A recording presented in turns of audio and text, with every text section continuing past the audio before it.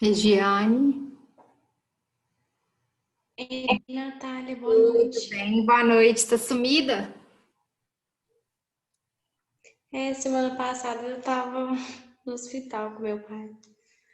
Mas tá tudo bem Mas agora? graças a Deus agora eu tô em casa. É, Então tá tudo bem, graças a Deus. graças a Deus. A gente teve uma aula, um sábado letivo, né, dia 29, e nós participamos da aula do Ronaldo Chicre, que convidou o doutor Mário Jorge para poder falar sobre entrevista psiquiátrica. E por ele ser psiquiatra, ele enriqueceu muito com assuntos, né, relativos à prática clínica dele. Aí, se você quiser, eu vou compartilhar depois no grupo os links do YouTube que tem para você poder assistir na medida que você puder. Uhum. Eu acho que o Ronaldo postou na plataforma, eu vi, eu acho que foi na matéria dele. Se eu não Isso, me engano, eu vou ver se eu consigo ver no final de semana. isso eu não postei porque justamente tinha a disponibilidade dele para fazer isso. Aí, né, eu entendi que todo mundo do sexto ia ter acesso, porque ele dá aula para vocês também, né? Uhum. Isso, Dá aula sim. legal. Vamos esperar o pessoal ir chegando, né? Para a gente Uhum. poder conversar. Tá joia.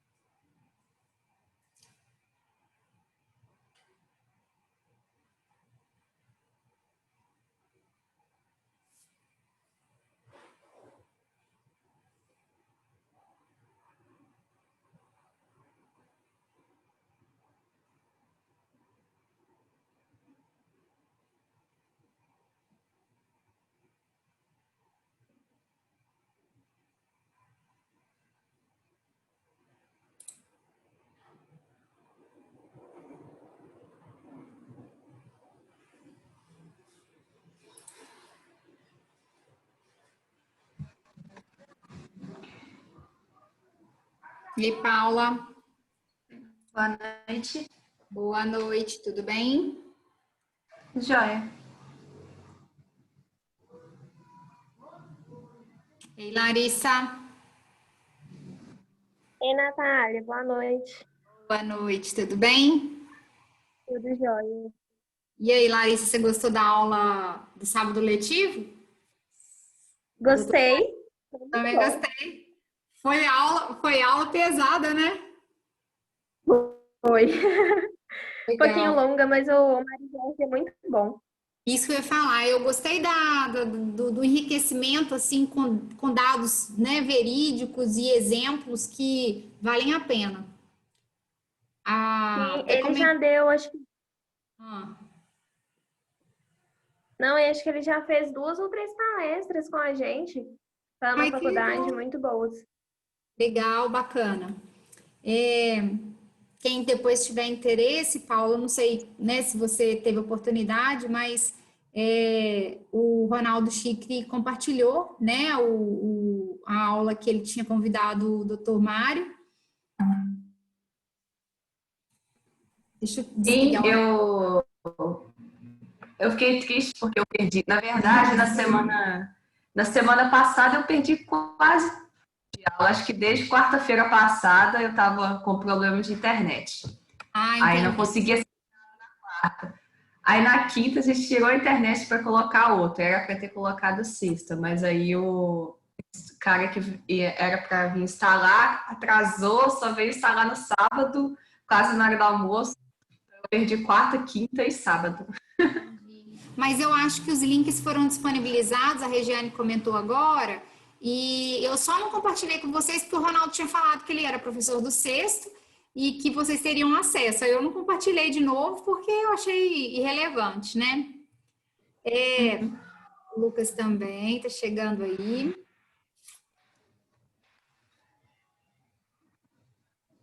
Esperar o pessoal que eles devem estar entrando, né? O pessoal vai chegando, vai chegando.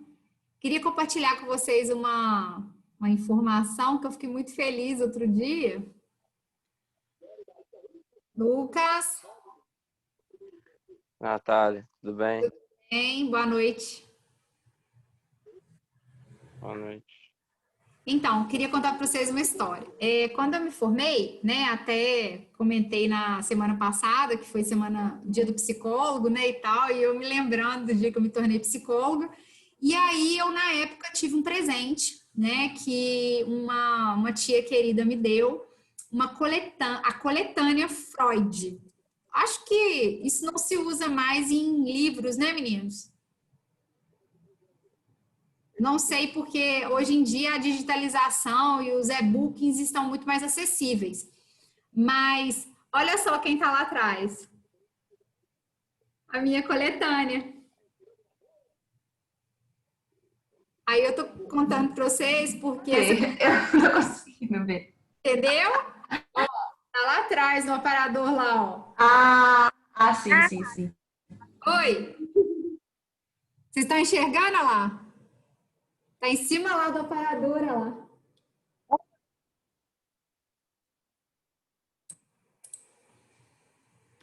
Vocês estão vendo? Legal.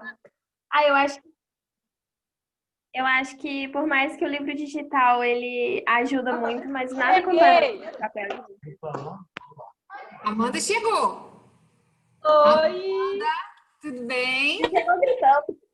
É normal eu gritar. Então, aí assim, estou muito feliz porque quando eu tive acesso, né, a esse presente, eu relevei e não estudei muito nele, nem dei confiança. E desfiz desses livros, só que eles voltaram para mim, entenderam?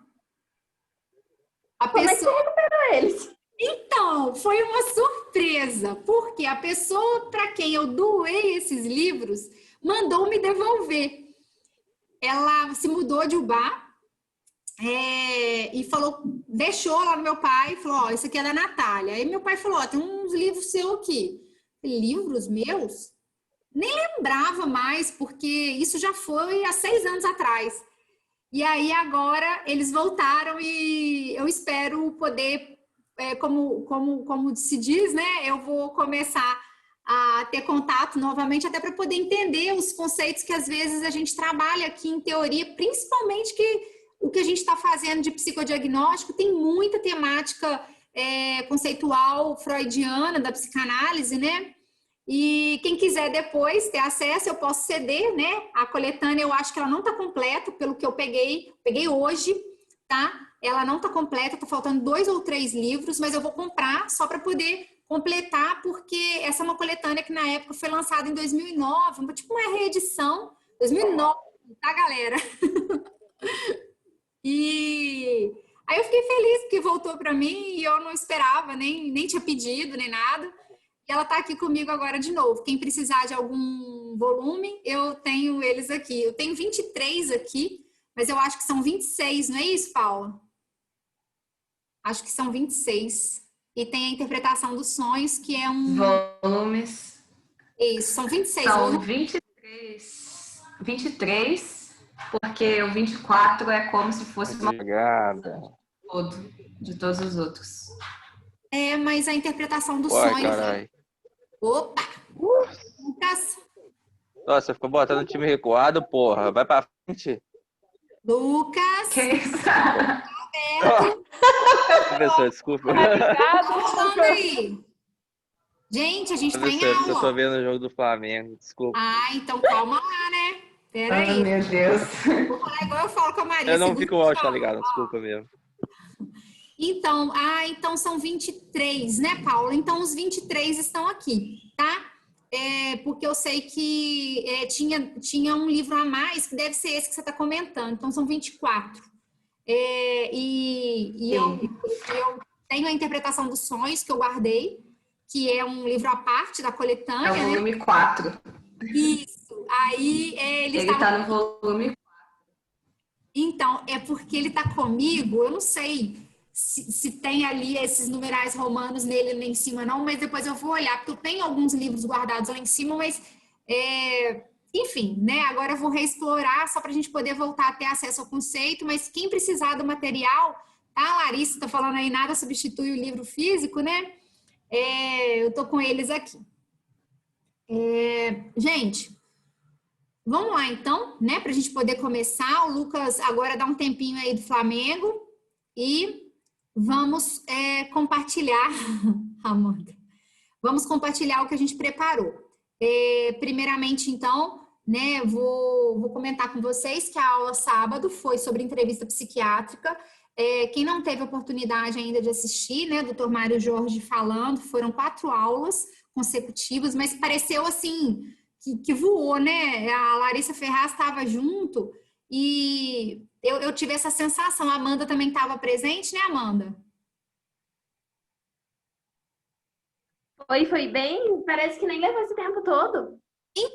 Eu falei isso. Aí onde eu cheguei depois, minha mãe, nossa, você demorou. Eu falei, nossa, para mim parece que foi coisa de 1, 2 horas. Assim. Foi bem legal. Natália, Pode falar. eu vou deixar minha câmera e meu áudio desligado, porque é aniversário do meu pequenininho hoje. Aqui, ó. Hoje é meu aniversário, Natália. Eita, Aniversário do papai. Aí a gente tá fazendo um negócio dele aqui. parabéns pro pai, então, Amanda. Qual é o nome dele? Tudo bem, pai? Qual que é o nome do seu pai? Oi? Qual é o nome do seu pai? Fernando. Ah, que nome lindo! Fernando, parabéns. Parabéns pro pai aí, Amanda. O Fernando tá vendo o jogo do Flamengo também. Parabéns, Fernando. Muitos anos de vida para você. Oi. Beleza. Obrigado. Valeu, senhor. Aí, eu vou pedir então todo mundo para fechar o áudio para a gente poder compartilhar o que a gente vem a fazer aqui agora, que é explorar um pouquinho sobre a história do examinado, né, do paciente. Ei, Carol. Ei, Natália, joia? Tudo bem, Carol? Gostou da aula sábado?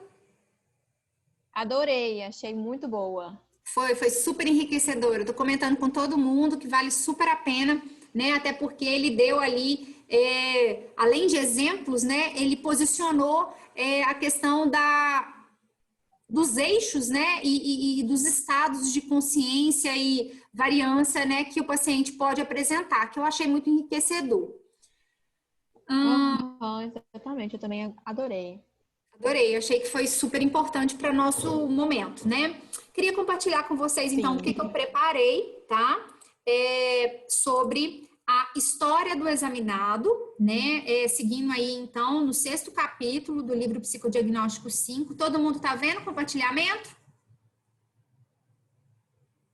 Sim. Aqui sim. Sim, tô vendo. Eu queria ilustrar, né, para começar, com um trechinho do filme Nise, O Coração da Loucura. Todos já tiveram a oportunidade de ver esse filme? Eu já assisti. Já vi. Eu já vi umas 2 vezes. Isso que eu ia falar. Eu também já tive a oportunidade de ver 2 vezes. Acho que vale a pena, né? Quem não teve oportunidade ainda, mas fica a nossa dica, né? Vou compartilhar um trechinho que eu acho que ilustra um pouco do que a gente vai tratar aqui. Então, atenção, por favor. Embora o jogo do Flamengo não esteja ajudando, né, Lucas? Deixa eu só otimizar aqui o compartilhamento. Todo mundo está vendo a imagem? Professora. Sim. Pode falar, Sim. Lucas. Tá ajudando.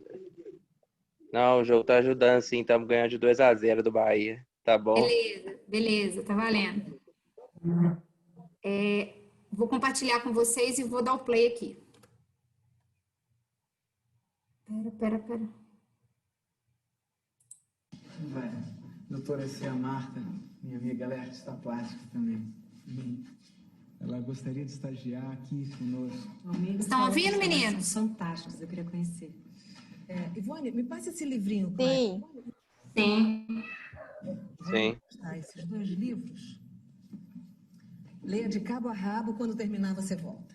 Mas por enquanto pode se sentar. E você fica conosco também, não é, Ivone? Sim, senhor. Excelente. Rafael Domingues.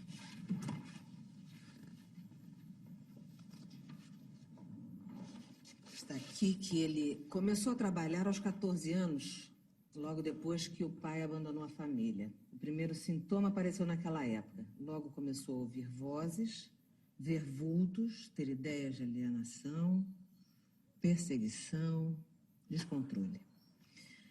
Bem, ele foi internado aos 19 anos. Hoje ele tem 25. Eu estive conversando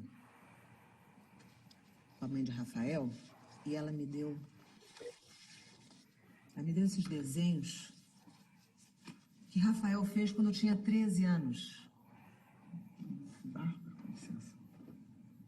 Ele trabalhava num escritório particular como desenhista e chegou a ganhar prêmios. Agora, a única coisa que Rafael consegue fazer são esses tracinhos.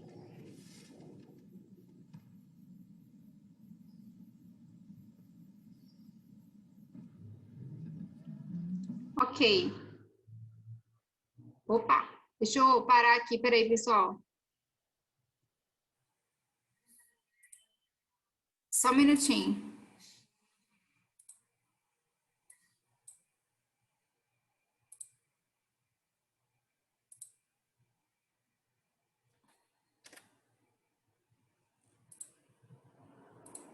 Nossa. É um caos quando eu paro esse vídeo. Mas deu para ilustrar um pouquinho, pessoal, sobre o relato, né? Que no caso ali, a doutora Anise, né, por hipótese no filme, ela relata a história de um paciente, né, que está sendo tratado no hospital psiquiátrico que ela trabalha. Isso aí, né, é um relato da década de 40, então é tudo muito rudimentar, né, com relação ao registro, mas percebem que há um registro importante. Vocês estão me ouvindo, pessoal? Meninos, vocês estão me ouvindo? Sim. Sim. Eu tinha zerado o áudio, achei que eu estava falando com as paredes. Então, assim, o registro da história pregressa e de alguns pontos elementares, né, são feitos independentemente da década, né, em que se atua. Cabe, né, o destaque para o compartilhamento em equipe, né, que ela faz nessa cena específica do filme, mas eu queria contar para vocês que em vários serviços, né, onde a psicologia está inserida, né, seja multiprofissional ou até mesmo em clínicas específicas, né, como a gente já teve a oportunidade de conviver, eu tive a oportunidade de conviver em 2 ambientes diferentes, né, que é um ambiente de atenção escolar e um ambiente de tratamento. E teve também na clínica escola, que lá onde eu estudei chama-se CPA, né, Clínica de Psicologia Aplicada. E aí, nesses 3 tipos de serviço, né, escolar, hospitalar e clínica escola, esse tipo de relato e de registro, né, da história e em prontuário acontece e é necessário, pois não há nenhum tipo de profissional que consiga memorizar tudo de todos os casos que acompanha, né? queria saber um pouco de vocês com relação aos registros e prontuários, né, que vocês já tiveram acesso, e se vocês fazem ideia ou, né, enfim, né, eu queria saber sobre o contato com o prontuário e redação desse prontuário, né, desse histórico aí. Alguém já teve contato, sabe como isso funciona? Desculpa, cortou aqui, mas você falou sobre prontuário? Isso, porque ali você viu que a doutora Anise tenta relatar, né, em equipe multiprofissional, e ela mantém um prontuário, né, com o relato básico do histórico do examinado, né, da pessoa, do paciente em questão. Ah, sim. Eu já, em projeto de extensão, eu já trabalhei com prontuário e você pega os dados principais, né, pessoais do paciente, no caso, e aí você coloca a queixa básica, né, para saber, no prontuário que eu usei, naquele primeiro momento a gente só colocava a queixa básica, para ter o norte, assim, e depois ia aprofundando mesmo na entrevista. Isso, legal. Mais alguém já teve contato? Queria contar algum detalhe que pôde perceber?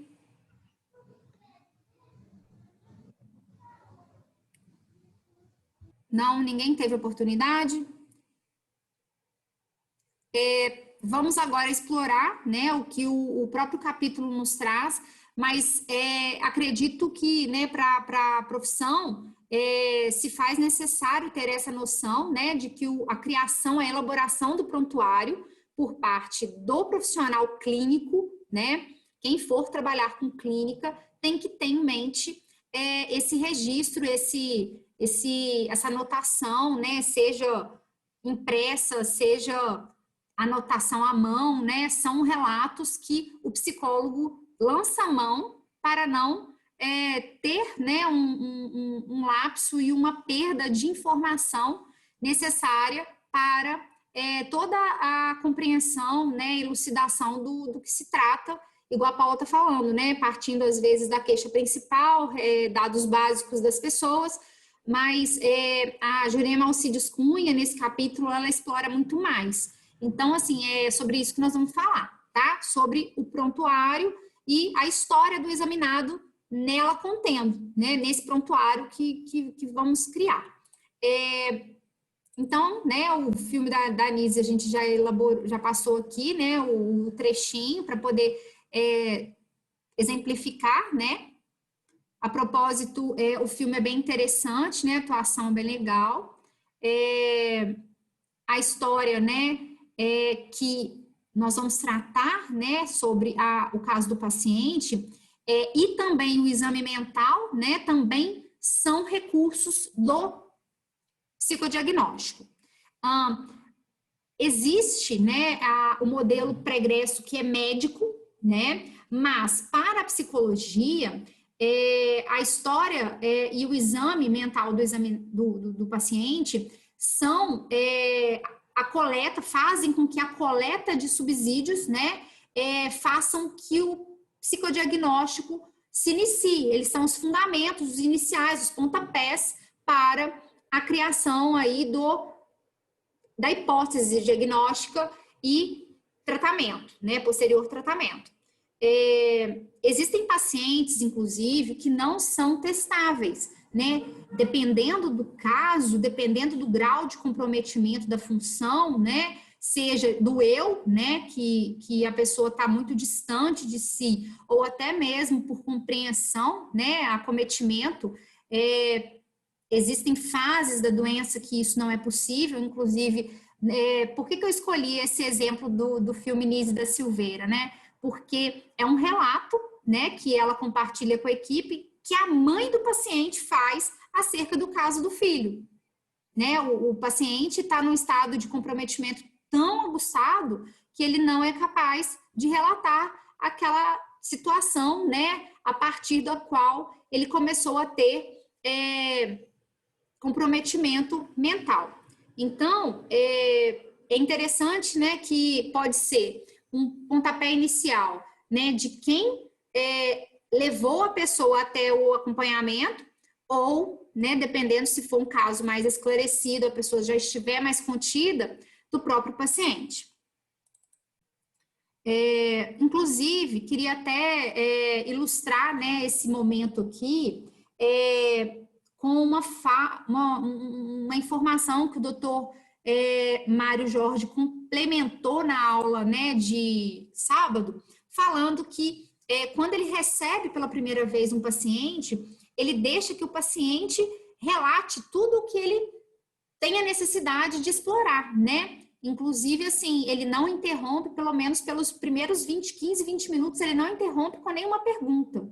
E isso eu achei muito interessante, porque esse controle, né, da ansiedade por parte do clínico é muito importante e ela se faz necessária como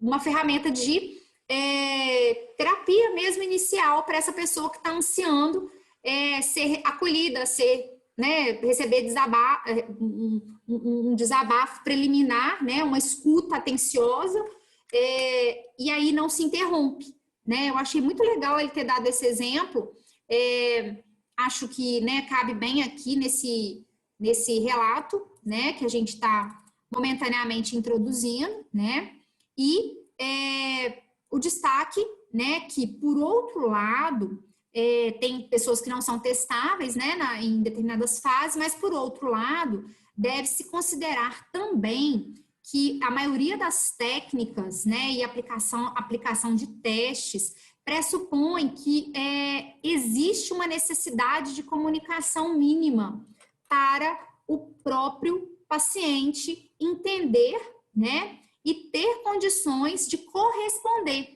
né, seguir instruções e corresponder, né, o que a gente está chamando, entre aspas, aí de colaboratividade. Não adianta, né, que o psicólogo inicie ali através, né, da psicoterapia entrevista inicial com uma pessoa que esteja totalmente com a consciência, né, em um nível mais baixo ou desatenta ou até mesmo sem vontade de estar ali, às vezes está indo contra a vontade, né, se for um caso de encaminhamento aleatório, né, fora da doença mental que é orgânica, né, mais grave, e essa pessoa precisa colaborar, né, e eu percebo muito claramente que isso às vezes é voluntário, né, e o primeiro contato, né, a empatia que o paciente estabelecer ali na transferência, né, com o seu terapeuta que estiver recebendo para atendimento, ela é necessária porque se não tiver uma transferência, uma empatia mínima, esse paciente não colabora e não informa e não traz informações a respeito do seu próprio eu, né? Isso já aconteceu em um caso que eu tive a oportunidade de triar na clínica escola e eu me lembro que eu tive que passar para uma outra pessoa, pois o paciente não falava nada e ele ia no atendimento de triagem, que eu fiz no primeiro momento um trabalho de triagem e ele não relatava nada. E eu dizia, o senhor, era até um caso de um senhor, o senhor está aqui e nós estamos abertos a ouvi-lo e o senhor gostaria de dizer o que te traz? Ele falou, não. Falava, não. E não falava mais nada, não falava mais nada. Bom, então se o senhor não tem o que dizer, né, eu vou deixar o senhor à vontade, caso o senhor, né, queira registrar ou fazer uma anotação aqui num papel e tal. Dei a ele um papel na segunda tentativa, depois da supervisão, eu fiz, né, essa iniciativa de dar um papel para ele poder anotar, caso ele não, se ele quisesse desenhar alguma coisa, até porque eu era aluna do psicodiagnóstico, e tentamos através de uma projeção de desenho, eu não quis nem influenciar o que ele queria, né, o que eu poderia sugerir para desenho, mas ele se recusou. E aí, no terceiro atendimento, ele já fez com outra pessoa, que agora eu também, né, não me recordo como é que foi, se foi algum caso específico com relação ao atendimento ser feminino, se eu não me engano, acho que era algum caso assim, era um caso de um senhor idoso. E aí, gente, é interessante que agora que vocês vão começar a ter experiências em estágio, né, eu acho que a maioria aqui está empenhado nisso, não é? Alô? Sim. A maioria da turma já está engajada em estágio, né? E aí, assim, nesse primeiro momento, né, vocês vão começar a sofrer ou, né, a ter um certo quebra de gelo, né, que é o que a gente chama, assim, dessa vivência. E a preparação prévia, né, a leitura e até mesmo estar bem, né, para fazer esse tipo de atendimento vale cada minuto de preparação e de aguardo, né, por parte do próprio terapeuta clínico que está ali na figura, né, porque é importante que a gente perceba e esteja bem para poder receber um não também, né?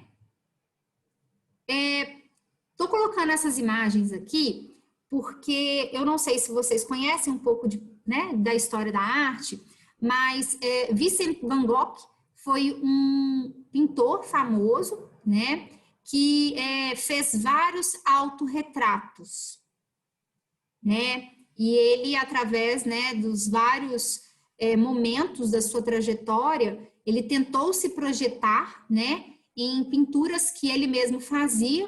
E percebam que esse homem que ele pinta, né, que é ele mesmo, vai mudando ao longo, né, dos tempos, e isso também varia um pouco com a sua labilidade emocional, né, estado psiquiátrico, ele tinha esquizofrenia, e isso é interessante, né, para a gente poder analisar sobre a visão que o próprio paciente tem sobre si, né? Eu acredito que isso tenha tudo a ver, né, com o que a gente está tratando, por isso que eu estou ilustrando com o Van Gogh, né? E me recordo muito bem de uma paciente, né, que eu tive no estágio psicodiagnóstico, que quando a gente fez o desenho HTP, né, House, Tree and Person, a pessoa desenhou só ela. E era uma mulher, era um desenho de uma mulher que ela fez, era inclusive um desenho muito bem feito, onde esse estado egóico estava muito aflorado para si, né? E através da testagem, né, esse tipo de projeção, ele pode ocorrer e ele é muito relevante para o relato inicial do caso. Vocês podem estudar um pouco sobre esses testes projetivos, que é o que a gente vai ver mais adiante, mas falar sobre si faz parte, né, desses encontros com os pacientes. E aí, né, seguindo adiante aqui, quanto aos objetivos, né, do exame do paciente, o psicólogo tem que restringir, né, no momento da coleta, né, a história desse paciente, não administrar teste no primeiro momento, né, porque pode ser que esse paciente, que essa primeira entrevista, ela tenha apenas o objetivo de compreender, né, o caso, o quadro geral, né, e fazer uma intervenção terapêutica imediata. Daí a importância que o Dr. Mário Jorge destacou sábado, da escuta sem interrupção, né, porque é nesse momento que o paciente vai perceber se você está atento ou não ao caso dele, né, e a nossa intenção como psicólogos clínicos, né, como é o caso aqui da nossa abordagem para esse levantamento de exame, né, e histórico do paciente, é entender a dinâmica, né, que a pessoa se encontra, a sucessão de fatos e identificar supostos conflitos. Eu já devo ter falado sobre isso, mas é muito importante, gente, nesse momento, ainda mais nesse mundo conectado que a gente vive hoje em dia, de estar 100% à disposição do paciente, né? Não se deve estar ligado em outras mensagens, né? Em telefone ligado, né? Tocando durante a sessão. Ter cuidados de preparar o ambiente faz parte desse momento. E eu acredito que agora, né, na vivência que vocês vão ter na clínica, esse setting, essa preparação do setting, né, do ambiente, é muito importante. Vocês já tiveram algum relato, alguma experiência constrangedora com relação a isso?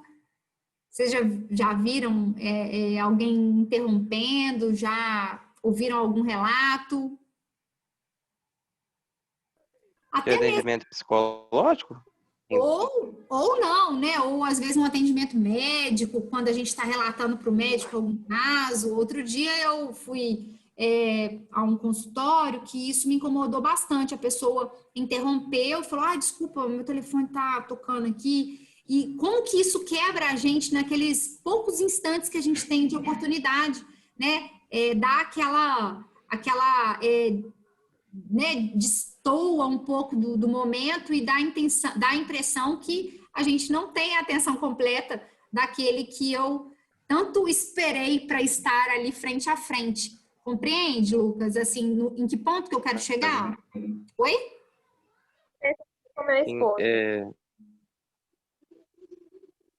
Alô? Alô?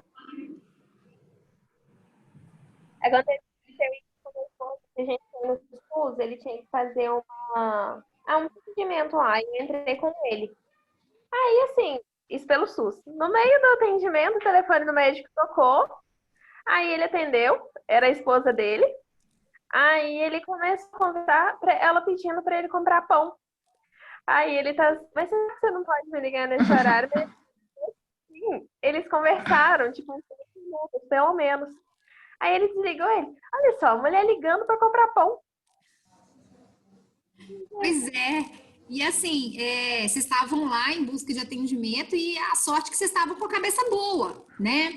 Imagina um paciente que está com algum tipo de perturbação, que você está até levantando algum dado. Natália. Oi? Então, você está falando sobre essa questão de às vezes, um paciente, né, mais grave, talvez. Tem uma conhecida minha, ela estava psicólogo, aí ela tinha muita dificuldade de abrir, sabe? Até mesmo de início, então não tinha experiência necessária com o psicólogo. Aí a mulher meio que não falava nada, ela meio que, tipo, essa psicóloga, no caso, pegou o celular e ficava mexendo, entendeu?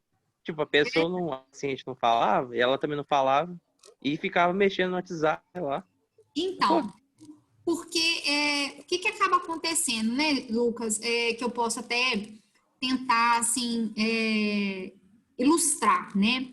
Qual que eu acredito que é a questão, né, de quando o profissional se torna um clínico, né? Primeira coisa que ele tem que ter em mente, que ele também tem que fazer a terapia dele acontecer diariamente ou até mesmo com frequência, para que ele se entenda com relação às suas questões.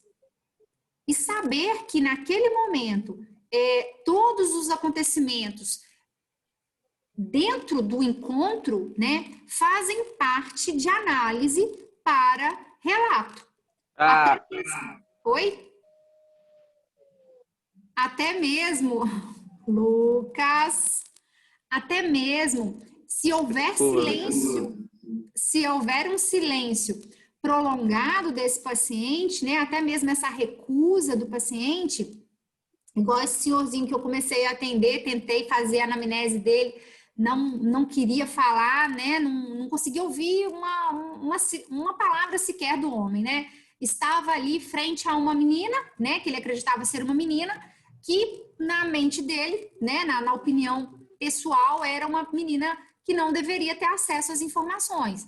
E aí, até essa recusa fez parte de uma análise anterior, né, no encaminhamento isso constou, eu lembro que o supervisor me perguntou várias coisas, como que o homem se comportou, né, se ele se sentou, se ele quis sair da sala, enfim, várias coisas, porque isso faz parte de uma análise global do caso. É bobeira, né?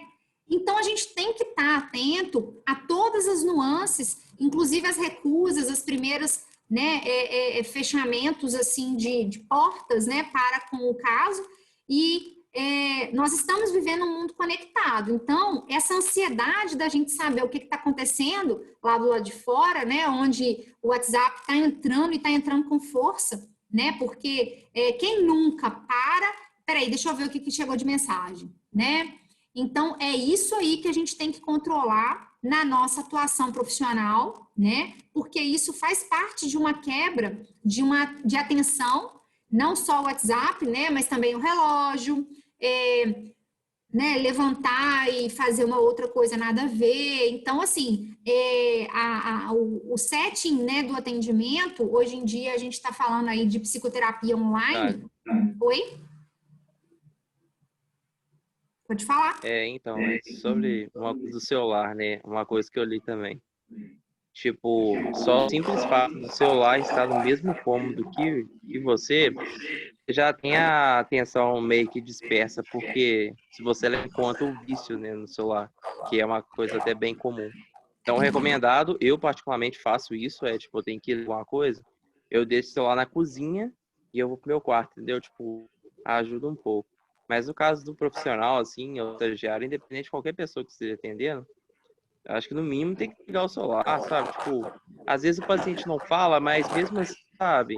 Se você ficar em outro, tipo assim, não prestar atenção nele, isso vai desfavorecer, sabe, o atendimento. Então, você não vai ter sucesso, mesmo querendo, né?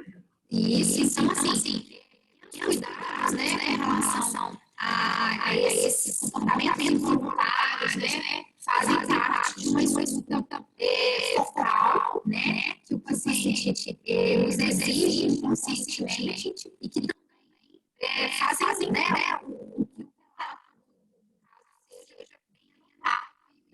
Vocês estão ouvindo alguma Ô, coisa? Natália, seu áudio tá bem ruim. Aham, tá mesmo. Peraí, deixa eu ver só uma coisa aqui. Vocês lembram que eu aqui? Agora tá fazendo parte aí de alguma outra som, nada a ver melhor? Tá igual. Hein? Agora melhorou. Agora melhorou. É porque é aquilo que eu falei com vocês outro dia, configura para um lado do microfone ou configura para o outro. Aí eu nunca sei. A situação do microfone do Zoom é porque quando vai acabando o encontro também, ou quando, né, a gente não atualiza, ele acaba ficando ruim. Mas agora então voltei a falar melhor, né? Sim. Beleza. Depois a gente vai continuar o assunto que eu queria tratar só sobre um detalhe da psicoterapia online, né? Mas sem deixar a questão da nossa terapia, né? Que enquanto clínicos, ela é importante para a gente poder entender, né? Se entender conosco mesmos e como um paciente, né? Que em determinado momento a gente se trata, conhecer um pouco como estar do outro lado, né? Faz parte dessa prática. Então, eu julgo que para um psicólogo clínico, né? Na verdade, terapia é recomendado para todo mundo, mas ser um psicólogo clínico necessariamente